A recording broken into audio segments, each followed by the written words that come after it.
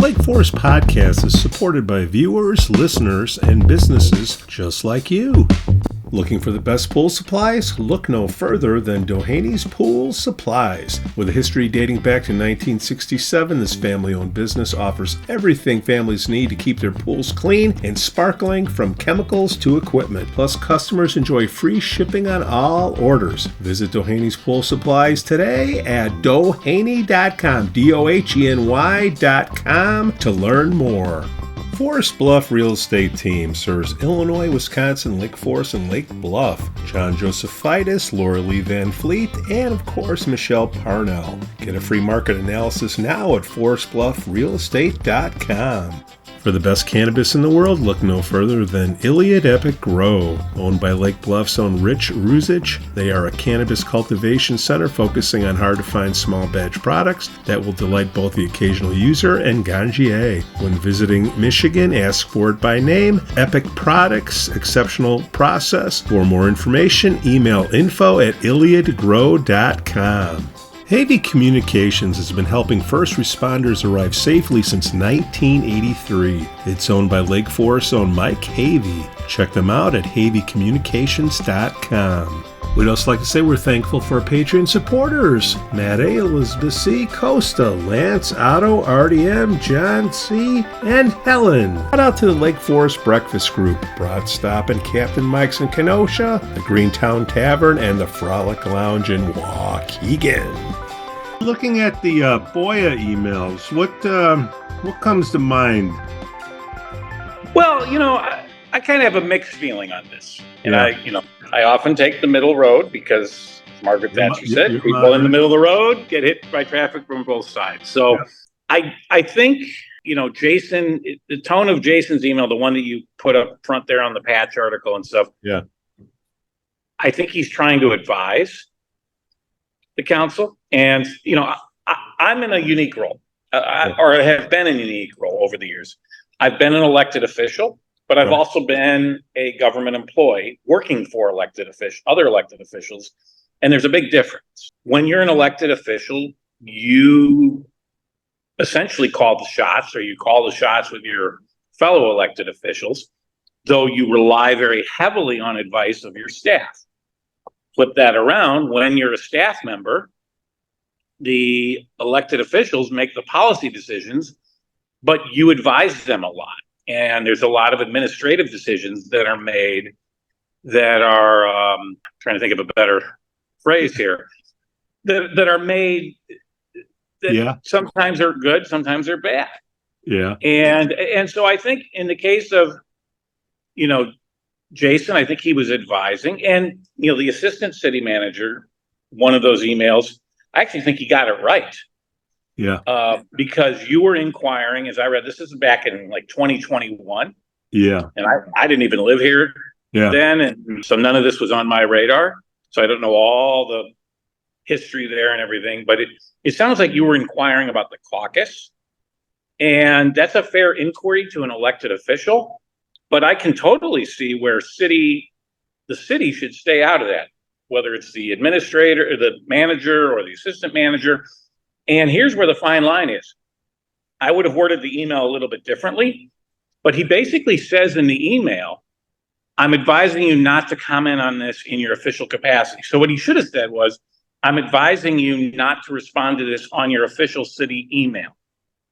Because each of these aldermen has a City of Lake Forest email address. And I don't know if that's where they receive this and stuff.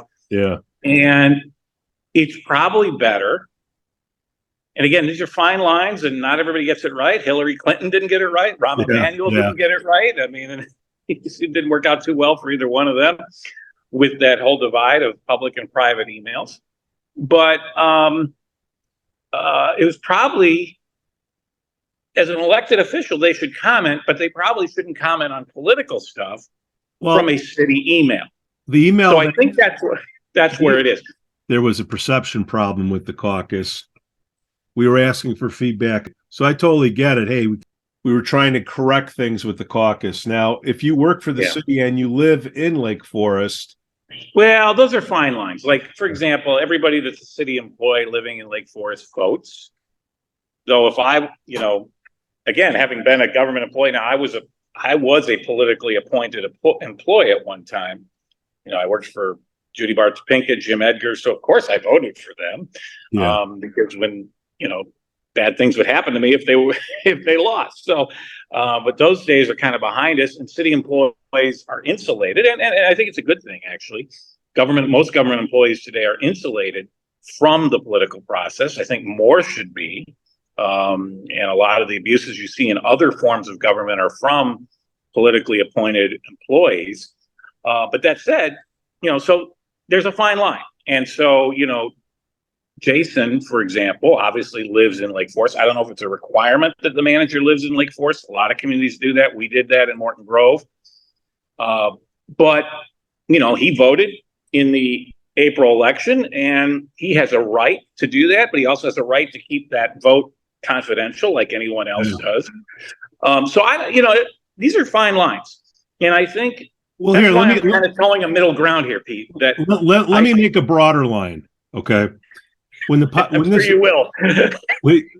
we started this podcast to disseminate information, right? And we were getting information wrong. In order for us to get it right, we need to invite people to come on to correct us. So if we get something wrong with the city, you go straight to the city manager or the assistant city manager. Please come on and talk to our people, and let's get things right.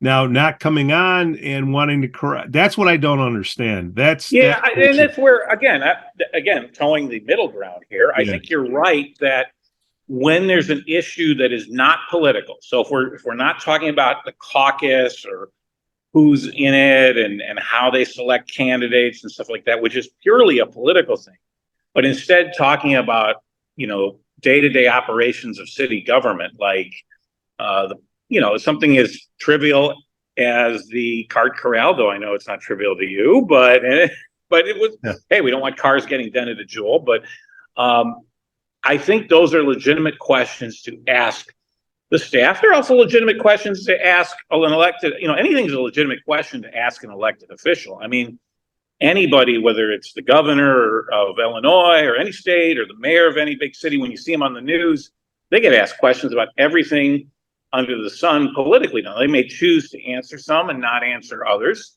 That's part of the process too.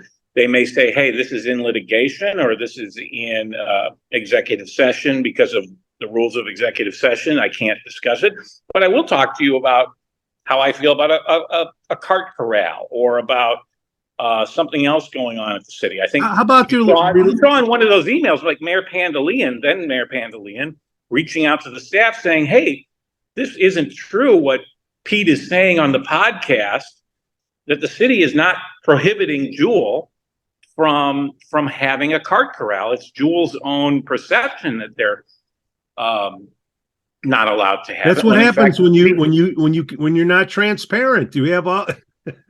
Well, but I think in the end that worked itself out. That you will get the Pete Jansons Memorial cart corral one day. But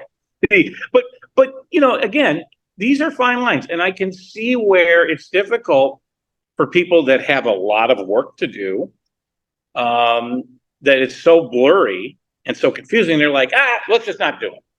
And that may be the easy answer. It's not necessarily the right answer. So again, why is it just Lake Forest and people that have larger? You find that in a lot of other communities if you dig deep. A lot. Like I told you the story. I have a friend that's a reporter. Try talking to an employee of Lake County government about something, and they probably have the same prohibition of what they can and can't talk to the public about to the press or the podcast.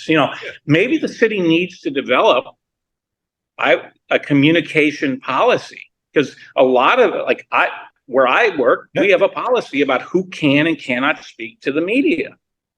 So maybe they need to have a written policy of how media requests, which I would hope include podcasts, or maybe you have a special policy just for podcasts.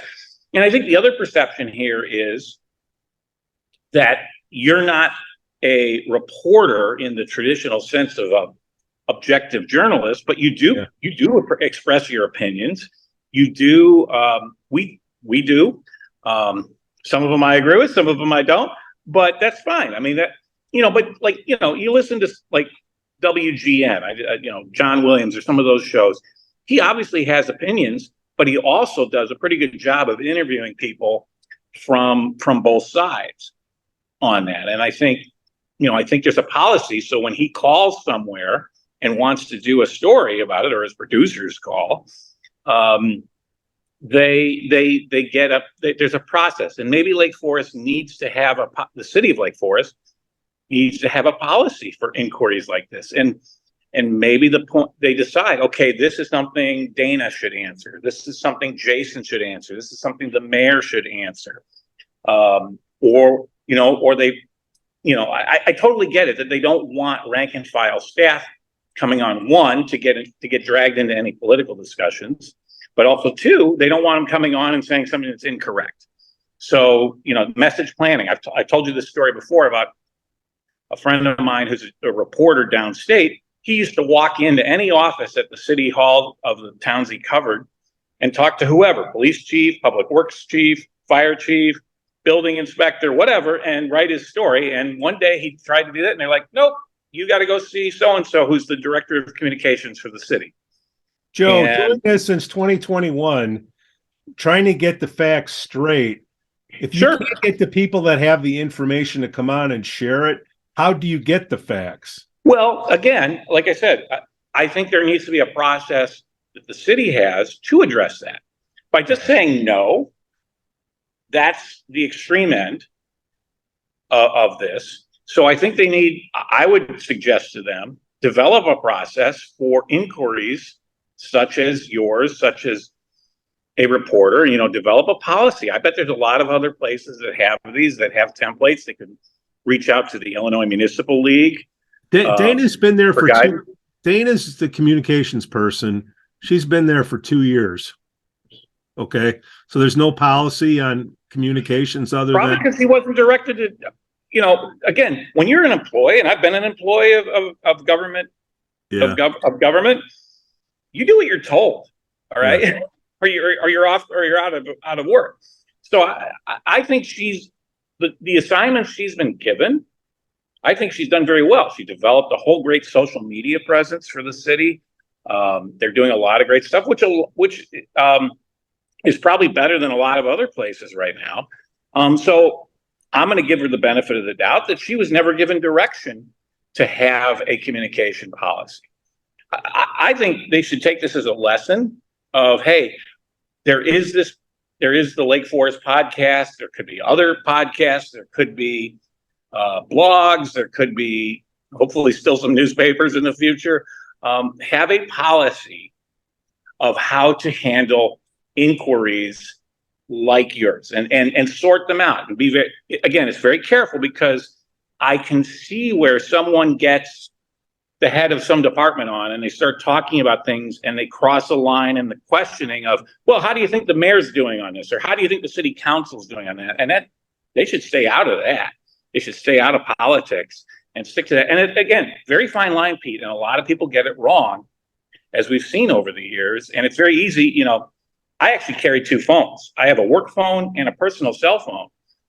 So I keep a separation between work and non-work on that. So I don't know how to. So you don't get FOIA'd, and but I don't. I never. This is but almost like I also know, unlike some of the people over at Lake Forest High School, apparently, or District 67, excuse me, not to use my personal email or my personal phone for work business, as was the case with that data breach, whatever, where somebody was using their personal Gmail address and putting all the parents' email addresses in the to line, wherever. I mean, that's amateur hour. That's like your grandma forwarding emails in 1998 with AOL. Everybody. I mean, that's just, my gosh, they need some IT security training over there. But that said, it's tough because people have gotten this wrong. I mean, people in very high places have gotten this wrong. So there is a fine line, but my suggestion, because again, I think the city of Lake Forest does a great job serving its residents. I personally am very glad that Randy Tack was elected mayor. I mean, I was very vocal about that and keeping his opponent out. But so I would urge the mayor and the council to work with Jason and the staff on developing a policy to handle inquiries like this, because I think in the end, if you develop a good policy and implement it, you can have someone talk to you about a question about recycling, about cart corrals, about zoning and stuff, and sort it out, because clearly there isn't right now, other than no. And I think a hard no is an easy way to get out of a more complex situation, which I think in the end can benefit the city to highlight. You've always wanted to highlight the good of the city. You've showcased a number of folks and stuff, and I see in those, as I read through those FOIAs, I see a lot of attempts by you to just, hey, I want to set the record straight. I want to find out what's going on and stuff. And again, political stuff needs to be handled outside of the city. But policy, day-to-day stuff, what you should recycle, all that, all those kinds of questions, there's a way those should be answered, and they should have a policy or a procedure written down of how to do it. And so I don't think it was executed well by them, and they could do better. Should do better. You know, we've been harping on this for 2 years, and it takes a FOIA. The only way you can get information is by FOIAing, unfortunately. And yeah, but that goes everywhere. I see that every day in my line. I don't see it every day. To me, it's not straight up. So if you've been very fortunate, you've gotten a hold of a couple elected officials in Lake County, but you call like the Lake County Highway Department or Lake County Zoning Department, or to ask. I bet you're not going to get the person you're wanting to get, because they probably have some kind of policy or unwritten policy about who talks to who there. And again, I can see from a managerial standpoint why you'd want to do that, because do you want an employee to go rogue and say something that's wrong or contradictory to the mission of something? You don't. So don't say anything. Nobody says anything. It's a fine line, man. No, okay. Joe, what are you running for, man? Nothing. The train. The train. That's all I'm running for. Been there, done that. But I look, like I said, I think in the case of the city of Lake Forest, they don't have anything to hide. I think they're doing a good job. That's why I supported, staying the course with Randy Tack. I moved here because I thought the city was doing a great job. So I think there's a lot of wasted energy in the city. It starts with the caucus. We're getting that corrected, because look, when you just shut the communication down, then it's like, oh, wait a minute, what are they trying to hide?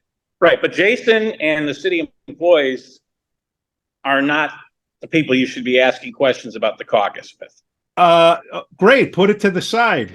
Okay, not about the caucus. How about the relationship between the mayor and the city manager? Is that a legitimate question or dialogue to have? Yeah, that's a great one, because is it political or is it governmental? What's the relationship? That's a tough one. Because I think it's pretty good, but I'm not in the room with the two of them. So I don't know. I like I said, ultimately, this is all about communication here. Yeah, I don't see the city being run poorly in any way. Now, maybe you're going to find something that contradicts that. But like I said, I think life is pretty good here in Lake Forest. We have the lowest. Nobody's saying it isn't. What we're saying is remember, we have the lowest municipal tax rate of any city in Lake County. That's pretty darn good. I mean, you pick up a house in Lake Forest, and move it to Libertyville, your taxes go way up. Joe, listeners and viewers are wanting the information, and they keep asking. Yeah, right, and that's why again I shut down. Now we know. Yeah, Jason said, "Don't come on the show."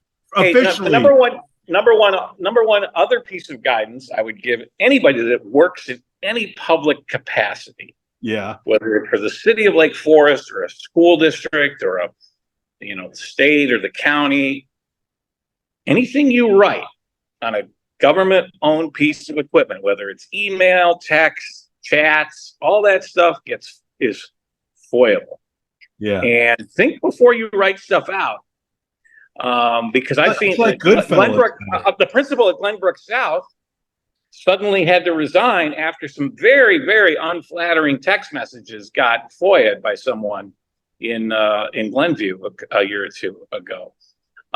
So that you can read through that, and it was the what I'm reading through, Joe. It was the talk of trust me. After reading that, the stuff you're reading through, Pete, is bedtime reading. It'll put you right to sleep. I mean, I read through as many of those FOIAs as I could. And there were a couple I kind of laughed at Kathy's comment about you're looking for something after the mayoral election was over. I can't, and that's the kind of thing she'd probably say to you personally. I mean, she's kind of joked about it when when the bus tour for Lake Forest 101 went by Jewel on Western, she looked directly at me and said, "Oh, and they're going to be getting cart corrals soon." In there, but she made a side comment, which is essentially the same thing she said in the email exchange with then Mayor Pandaleon, that our people who park on the other side of Western are going to even use these cart corrals, which is a valid concern. But so I think there's a lot of innocuous stuff. I don't see anything really bad in this, other than I think there's bad advice being given of Joe. Let me finish. Telling elected anytime you're not transparent, it's bad, Joe. Anytime. Yeah, but you can advise people. Advice is fine. I'll take who works. My wife will be the first one to tell you I don't always listen to her advice. If I listen to her advice, I might never have been on this podcast. Who does the city manager work for? Right. That's a fair question. I've seen this many times over the years, whether it's school superintendents or city managers. I think cities do a better job of this than school districts, because I think school boards tend to be people that are they really care about kids and schools and education. And those are important things, don't get me wrong. But they're not as organized and not as involved, so they defer to the teachers and the superintendents. And on certain things, they probably should, but they let the superintendents run things a lot more than this council. I think there's a lot of very, very good people here that have business experience. Former Mayor Lansing made a very good point at one of the Randy Tack events at the depth of financial experience they have on some of these commissions that deal with finance issues and stuff. I mean, you got people living in Lake Forest that are high-ranking finance people at very major corporations, basically donating their financial advice to help run the city. That's a good thing. But yeah, you're right. It is sometimes the tail wagging the dog. You don't want to go to the other extreme, where some cities, the mayor and the council totally blow off the staff, and then the staff quits, and you have constant staff turnover. We have a very good staff. You don't want to lose them. But I think, I'm trying to toe a middle ground. I know that isn't easy sometimes with people, but I think it's a fine line, and I think it can be thread if you do it right. I would urge them to think about a policy to handle inquiries like that, so that someone can address it. Maybe it's not the person you want, but someone addresses it instead of just totally blowing it off.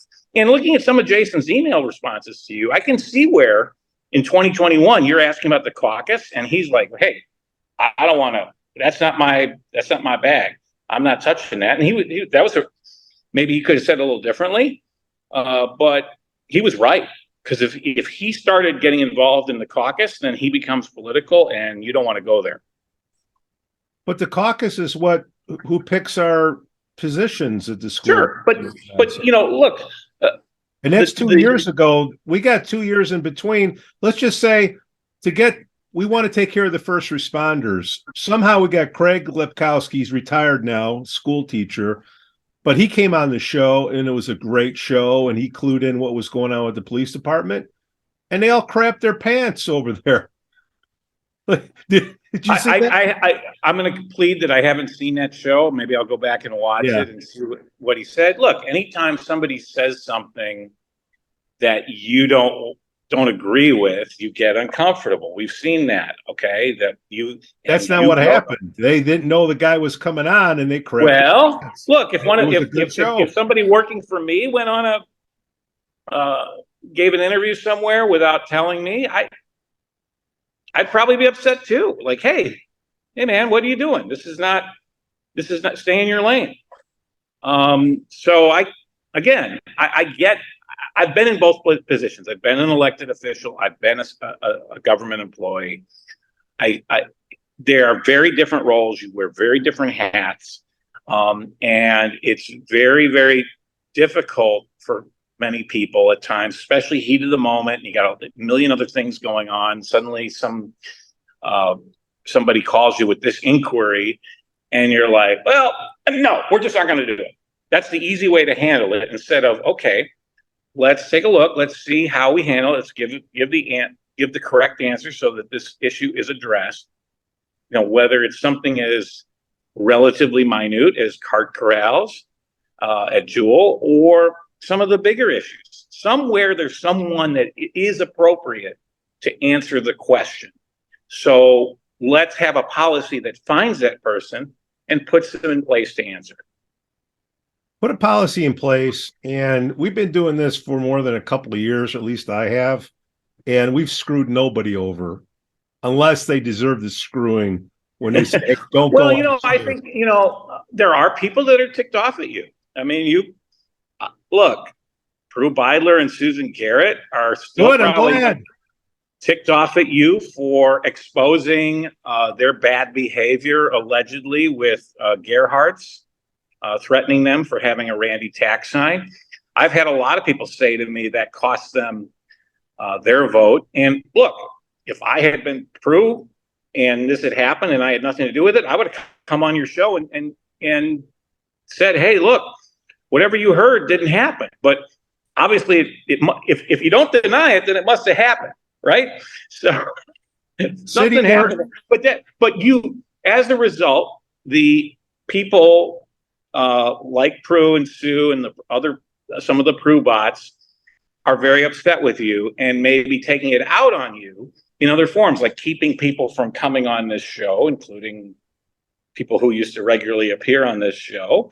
I mean, that's unfortunate. Again, we've talked about this before. Anytime, people should be able to speak their minds. I totally get, from an operations standpoint, having an employee not talk about certain things and having someone else answer policy questions. But if you're an elected official, you should be willing to come on and answer questions at any time, unless it's like litigation, contract negotiations, employee. The Alderman want to come on, and Jason's telling him not to come on.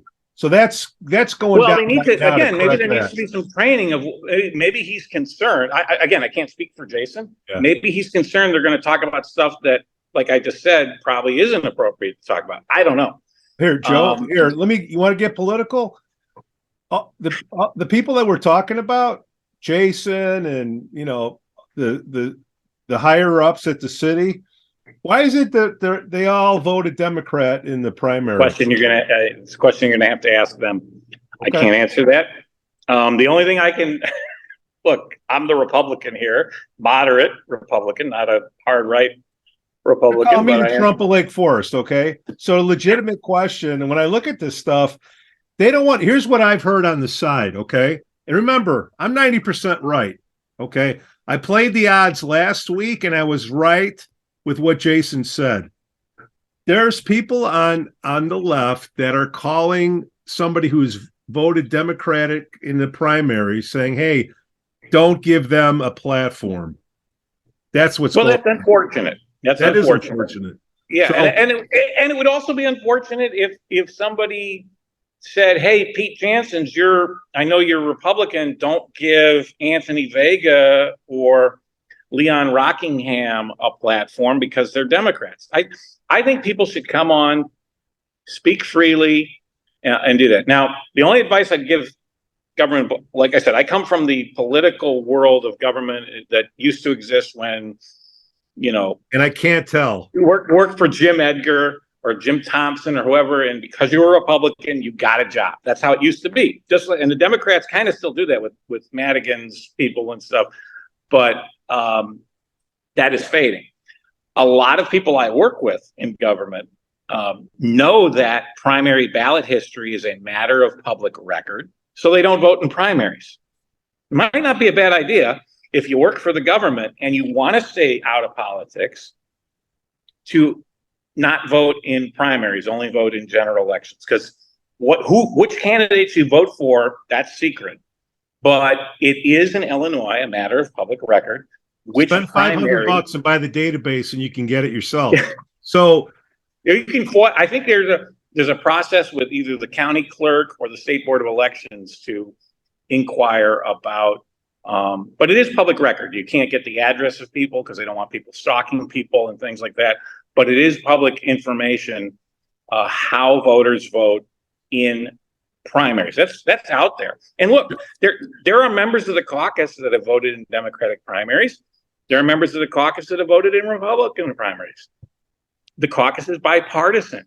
That's part of its strength, is it's not solid Republican or solid Democrat. It's a mix of people who set partisanship aside for the good of the city.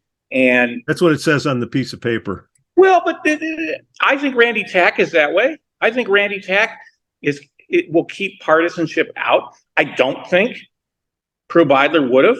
I mean, the fact that she gave $1 million it's because it's also public information which campaigns you donate to. She gave $1 million to Democrats and none to Republicans. She gave money to Kim All Foxx. The Democrats on the caucus were pushing for Prue, doing events at her house, and all the people that are pissed at me are the Democrats. There were a couple of Republicans that supported Prue, right? I mean, Melanie Rummel. Okay. I mean, that's fair. Look, it's a free country. People can support whoever they want. But then we have a right to criticize that or bring issues to it, right? I spoke out because I was concerned.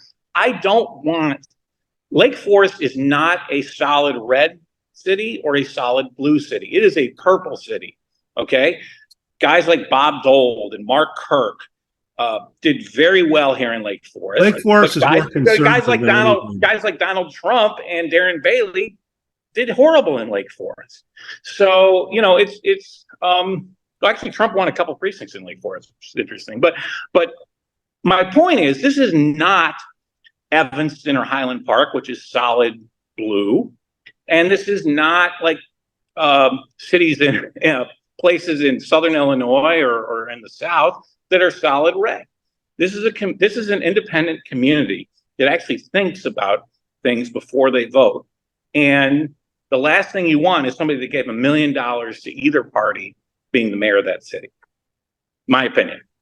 Joe, I'll go back to the last point. All the people that I'm having problems with getting people on this show, it just tend to be Democrat, liberal, and whether they work for the city or they're on the caucus or whatever, people want information, and the information's being blocked. City manager works for me. Okay, I don't work for the city, and 15,000 other people. Well, right. It shouldn't be the tail wagging. Right. Like I said, I think that I would urge Mayor Tack and the city council to come up with a policy on communication inquiries from news media outlets and podcasts and bloggers, and maybe there's some other piece of information source of information I'm missing. And maybe there is an old one that was written in 1986 when the only thing was printed newspapers. I don't know. But I would urge them to have something so that inquiries like this can be handled, and not necessarily through FOIA. I mean, I think, look, if I'm an elected official, I would want my side to be told in this. I don't want some guy on a podcast saying stuff about me or what I believe in that's wrong. I would want a chance to correct that. And so that's why I gave you've him always 2 been years. I gave him 2 years to correct it. Keep giving it. Keep giving it. Keep Yeah. the door open, Pete. That's my advice to you. Keep the door open. Don't be the better guy in this and say, look, whoever you are, Prue. I don't know how much time you got in this life. I waited 2 years. Now I'm done. Now let's see what's up. But you know what, though? I think, Pete, I think your viewership is growing. Your numbers grow every week if you add up all the different platforms on there. Your podcast. I've tried to watch some of the old podcasts from that you did before I moved here, and your podcast has evolved, and it looks so. Some of those early ones look like bad Wayne's World videos. Horrible. And you shaved at some point. COVID. But I think this has evolved. And look, the podcast played a role in the Lake Forest mayoral election. Okay, I think the referendum, and wait till we find out about the referendum. And you know what? By the way, on the referendum, there's a point I've been forgetting to make every week when we've talked about this. I have spoken to half a dozen people, some of whom are rather prominent in this city, and some of whom actually had vote yes. All of them voted yes for the referendum. Some of them even had a vote yes sign in their yard. And they've told me, again, off the record, so I'm not going to give names or let you guess names. Courageous. But come on, here's the point. They would have voted no now. So my point is, a referendum that passed by 150 votes would have failed today. So if I'm a school board member, forget Matt Montgomery. He's a staff member. He works for the school board. Yeah. They may think it's the other way. Let's talk about Melissa Oakley then. Keep going. Melissa Oakley or whoever. If I'm the school, forget those people. They're employees. If I'm a school board member and I'm about to run for re-election, I might want to think twice about having some guy on a podcast say things that I don't agree with, especially if he's got an open door to let me come on and say my side. Well, I mean, look, how did it work out for Prue Beidler when you were saying all this stuff about her, about Gerhardt's, me saying stuff about Kim Fox and her daughter-in-law and all the campaign donations? How did it work out for her that she chose not to come on when her opponent did choose to come on? But it was amazing how everybody was so friendly on the other side back then.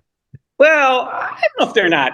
Look, Pete, I just think a lot of people like you and want to come on. I think they just there needs to be a looking testicles. Those are your words. That would be an HR violation. That'd be an HR violation. Well, here I made a call. Here's my point. My point is, look, I think if you're an elected official, yes, you should listen. You should always hear out your staff. Look, and all the years that I was on the school and village board, the staff would always give us recommendations, me being one of the board members. And sometimes I listened to them, sometimes I didn't. And the good relationship with those staff is that those discussions are confidential. So there are times, to this day, I won't tell people if the village manager at the time, who's long retired, but I still respect him, if he told me to do something and I voted against it when he wanted me to vote for it, that I took I had a confidentiality. I wasn't one of these kiss and tell people.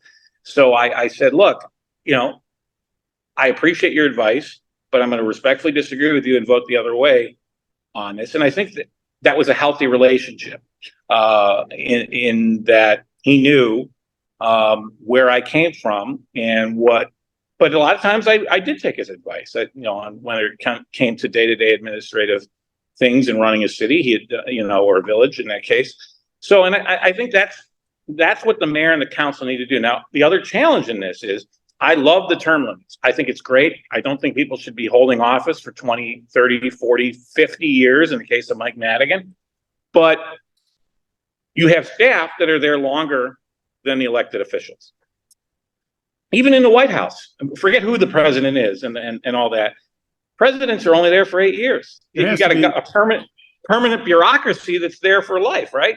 So you need a transition team to stay longer because you have, look what happened to Vega. He came in and everything got dumped on him. Credit, he owned up to it, man, and he came on the show and explained it. That's what I'm saying. So yeah, like I term limits. I think there's term limits can be good, and term limits can have challenges. I still would rather have term limits. There is no Mike Madigan of Lake Forest because we have all these term limits. Okay, so that said, you go look at some of the cities in the south suburbs. Look at Dalton and all the crazy stuff that mayor is doing down there, and she's also the Thornton Township supervisor. Fox 32 just did a whole investigation on her. There's no accountability of her. She's doing all sorts of crazy stuff, and if there are staff there, they're totally beholden to her, and it's political hacks on steroids down there. And that's a shame because there's good people in Dalton that are not getting the services they should get because this lady is doing crazy stuff in Dalton. Go look at the Fox News report on it. It's insane. Joe, we want the police guys we don't want on. that. We don't want that in Lake Forest. We don't want the fire guys on. We want the sanitation guys to come on. Okay? Again, there should be a policy of how to answer. Review here's the policy. Like we did with Montgomery. We let them see the show before we put it out there, okay, to make them feel good. All right? All right. But look, again, I have high respect for the mayor and the council. I was proud to support him. I still support him. I do. I'm not even talking about Randy. He's in his honeymoon period. I'm talking about Pandaleon and all the times that he looked in my face and was pointing at Jason, and I would talk to Jason and he's pointing at George. The two years. I can't speak to that. My limited conversations with Pan, whatever. My conversations were very good. I think he's a good guy. And look, I think they're both good guys. I like them both. Rob Lansing. Look, hopefully you get that interview that I did of Rob Lansing at the caucus meeting posted. The camera wasn't on, and you were off on the other side interviewing some other folks. But that was a good interview. Maybe he'll come back on, and we do one of these things because he had a lot to say. Very insightful. I didn't live here at the time, but I've heard very good things about Mayor Lansing. The more you try to quash things, the more ways. Yeah, no, I agree. That's why you need to have a policy, especially when there's nothing really to quash here. Okay. Yeah. Look, and I'm not comparing what's going on at Lake Forest to Watergate, but Watergate was the dumbest thing that ever happened when you think about it, because Richard Nixon won like 49 states. Why did he need to bug the damn DNC office at Watergate and blow his presidency? What is that? There? He would have won by a landslide anyways against George McGovern. And again, I am what not is there to hide? Anybody in Lake Forest to Nixon or Watergate, but it's just sometimes people do dumb things when they don't need to. And I think this policy needs to be rethought. Again, podcasts are new. Okay, maybe there was a communication. This one's been around a long time. Well, okay, 2 years ago. Right. That's a lot of time where nobody's been screwed over. Is there a policy? Does the city have a communication policy? Maybe they do. Maybe, hey, Mr. FOIA, what is it? And if not, like I said, I would respectfully urge the city to develop one. Okay. And at the same time, like I said, some of your inquiries were political, and I can see where the assistant manager said, "Hey, guys, we're not going to answer political questions for the city." So I think that he asked, maybe I would have said a little differently in the email than he did, but he was right in saying, don't use your official capacity to answer political questions. That's absolutely the right answer. Because I guarantee you down in Dalton, they're not. Well, this ain't Dalton. So look, we just get all this community division, and it could all be thwarted if we can get the stuff fixed on the caucus, the misconceptions of that, the misconceptions of somebody's trying to hide something by saying, hey, don't come on the show, control the message. Okay, if you control the message, that's only one side. There's two sides. Okay. Now let's see what happens with the school FOIAs that are coming in, and let's just see if jobs are threatened. That'd be an interesting thing to see. Yeah, no, there's look, FOIA is an important tool. It sometimes can, it is, and I think people should be mindful of FOIA and respect FOIA as they're doing their work. I constantly caution my employees, hey, think before you write something because it's going to get FOIA'd one day. Hey, wait a minute, Joe. Why is there a payphone installed outside of City Hall? Is there really? Yeah, there's still. Why is there a payphone? Period. Who uses a payphone anymore? Jason does. Look, like I said, I think I hope Jason understands. I think you really like Jason on a personal level, and yeah. I think in my conversations with him, he seems to like you. So I don't think this is a great divide. I think that we're kind of in the neighborhood here, and I think this can all get worked out. I'm hoping. Maybe I'm being optimistic, but I've always been a glass is half full kind of guy. So I think again, this is a well-run city. Showcase it, and the podcast can help you do that. I understand message discipline. I understand controlling message. Hey, but Joe, you know what? Lake Forest Love is boring. It's boring. It doesn't. Boring. It's boring. Okay, I worked for a governor that had very, very tight message discipline rules. Bruce Rauner didn't work out. And there were a lot of things, unfortunately, and I'll take Bruce Rauner any day over J.B. Pritzker. It just makes the other side more valuable. But there were a lot of mistakes, and I think if they had allowed a little more, Jim Thompson did it right back in the day, where he allowed discussion and handled. Jim Thompson would go on like Jonathan Brandmeier's show and talk about stuff back in the day, if you remember. I mean, Randy Tack was right to come on your show during the campaign. Prue Beidler was wrong. That guy. I trust that guy. And I think Randy, he's learning, he's trying to, and he's keeping his campaign promise of having boring government. Bring a pillow if you go to a city council meeting. That's good. Those are good things. We don't want shouting and drama. Unless I'm sorry, man. I'm from the city, and when somebody isn't straightforward, I don't trust them. And I don't think Jason's that way. I don't think George's that way. It's just the way they handle this stuff where, we're going to keep everything here. We're not going to tell anybody what's going on. I don't trust that, man. That's the problem that I got. What are you hiding? There's nothing to hide here. I don't think there is anything. Like I said, I think it's like the Watergate burglary, a dumb move. All right. The horse is beaten. Are you going to have that beaten horse traffic now? Yeah.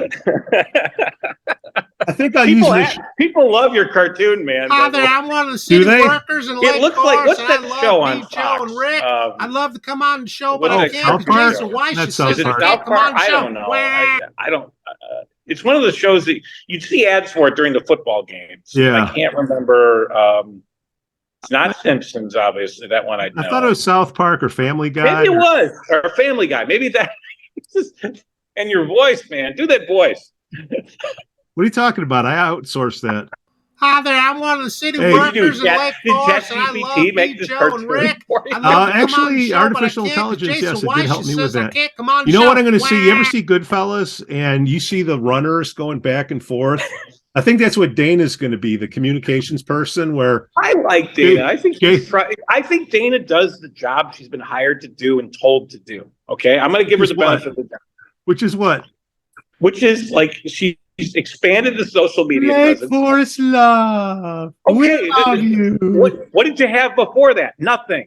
Okay, so it's fine. The government should do positive PR. Should get out there. All right. Hey. People don't know anything. Dana knows us more than anybody. Look at the constant contact numbers. Not everything is a referendum on Donald Trump. And people they try to make everything about, and so they have no idea what's going on with stuff in their own neighborhood. And they know about stuff thousands of miles away. Come on. Well, the new communications and you've helped address it. And that's why I think the podcast is a good tool. It is not, as you said in your letter to the transparency group that never printed it, but the patch did. You said you're not a rubber stamp, because I think people during the election thought you were a rubber stamp for the caucus or a rubber stamp for the city. You're not. You're certainly not that. And I think that for the podcast to have credibility, it has to take on anything. No, I started with his caucus. I saw the bullshit. I called him on it and they're in the middle of trying to correct it. Now I'm seeing bullshit in the city and I'm calling Jason on it. And what's going on? The more you hide stuff, the more wasted energy that you have. There's no reason for it. Look, I think, again, to the mayor and the council and to the caucus, I'd respectfully urge them, think about this. You're creating an issue for your potential future opponents by not addressing this. No one's going to make a campaign issue against you that you came on and addressed things on a podcast or in a newspaper article, okay? Deflate the transparency issue by coming on shows like this. It's an elitism issue is what it is. That's what everybody, that's the brand. Again, sorry. People want to, I get the message discipline thing. I was part of that. Okay. But it with all the avenues of communication that are out there anymore, it doesn't work. You have to be able to answer your critics. You don't have to answer them every time. You don't have to answer every inquiry. People don't have to be on the show every week. But I think from time to time, it's a good idea. Like I said, I use the Larry King Live example. I think there's some, still couple good local radio shows in Chicago. I listen to John Williams on WGN. He gets people from both sides on. I think those are all good things to get your side of it out. Because again, we're going to talk about this one way or the other. Come on and give your side. So at least there's some balance. We stopped talking about the polling place issue when Anthony Vega came on the show and gave his side. There's no reason to talk about it. Well, he addressed it. We thought there was this massive conspiracy. They were trying to keep the West Side from voting because the West Side tends to vote more conservatively and therefore might vote for Randy over Prue. And he addressed all that was nonsense. Okay. Well, I don't want to say conspiracy with Jason, but he wouldn't come on the show, and he told everybody else not to come on the show. And you call him. He advised. I don't know. There's a difference between telling. The manager has no authority to tell an elected official what to do. He can tell employees what to do. He has every right to do that. And I've been told not to talk about my line of work on I'm just telling you, Jason told him not to come on, and that's it. It's not right. Not right. Well, I'm leaving it alone. Leave it alone. Sure. Get a policy to address this, guys. That's my advice. Yeah, here's the policy. Be transparent. Be transparent because we love you. The Lake Forest Love Way. I think you should be a guest on Lake Forest Love. I think someone. I want to do I want to do a podcast. First of all, I love David Sweet. Karras, I don't think we like each other too much, but the rest of it. You should come on and address it. Come on. Nobody reads anymore. They read headlines. That's it. And if somebody else wants to host a podcast, we'll come on their podcast and answer their questions. I think someone should do a podcast. They're gonna have to check our communications policy. People always ask me questions about you, Pete. Like, what was this guy doing? What do you want? I don't know. I mean, but why don't we do a podcast where either I or Lesser or get somebody else to interview? Just interview you. When was the last time you were interviewed on a podcast? I am not interesting. It's I think people are. You're selling yourself short, sir. A lot of people. Well, you know what? Somebody email a question, I'll answer it. It ain't nothing that interesting. Okay. No, we want to have the podcast. Other than I'm a really good bullshit detector. We want to get the full Pete Jansons experience. I wish Larry King was still alive to interview you because that would be one hell of an interview. Because he was always good at asking. He would get from. I always loved watching that show growing up because he wouldn't just ask the nuts and bolts questions. He'd find out the why. Like, why is it you want to do this? What's your story? And it was really good. And like I said, he played both sides. I've read later on that he actually was a Democrat, but you wouldn't have known that watching his show. He had everybody on. He had Ronald Reagan. He had Walter Mondale, Jimmy, you name it. He had everybody on the political spectrum. And I think that we're missing that today on the national level, but also on the local level. Everybody's in their little silos, and they won't come on. One of the saddest comments I saw online, I won't say the name, but it was one of the Prue supporters right before Election Day, was Prue had posted on social media, get out the vote, Election Day is Tuesday, whatever. And this way to Highland Park. And someone said, everybody I know is voting for you, Prue. Everybody? You need a bigger circle of friends if everybody you know was voting for a candidate that got less than 40% of the vote. Well, that's what the liberals are in Lake Forest. That's what I know. I knew people that voted for Prue, and I knew people that voted for Randy, and I've only lived here like less than a year. I mean, really, you need people. People are living in their silos, their bubbles, whatever term you want to call it, and they're not listening or talking with people that have different opinions. And that is not healthy for democracy, and it's not healthy for you. Hear that, Jason? And then Miss Lennart. See you soon. Joe, great show.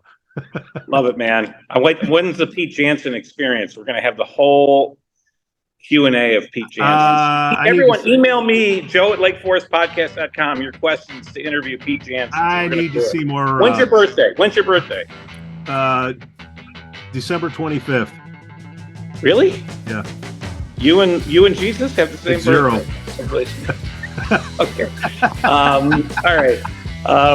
No, I think I want to do a show where we interview you, whether you like it or not. Wish it one hand and crap in the other, see which one. The Lake Forest Podcast is supported by viewers, listeners, and businesses just like you. Looking for the best pool supplies? Look no further than Dohany's Pool Supplies. With a history dating back to 1967, this family-owned business offers everything families need to keep their pools clean and sparkling, from chemicals to equipment. Plus, customers enjoy free shipping on all orders. Visit Dohany's Pool Supplies today at doheny.com, DOHENY.com, to learn more. Forest Bluff Real Estate Team serves Illinois, Wisconsin, Lake Forest, and Lake Bluff. John Josephitis, Laura Lee Van Fleet, and of course Michelle Parnell. Get a free market analysis now at forestbluffrealestate.com.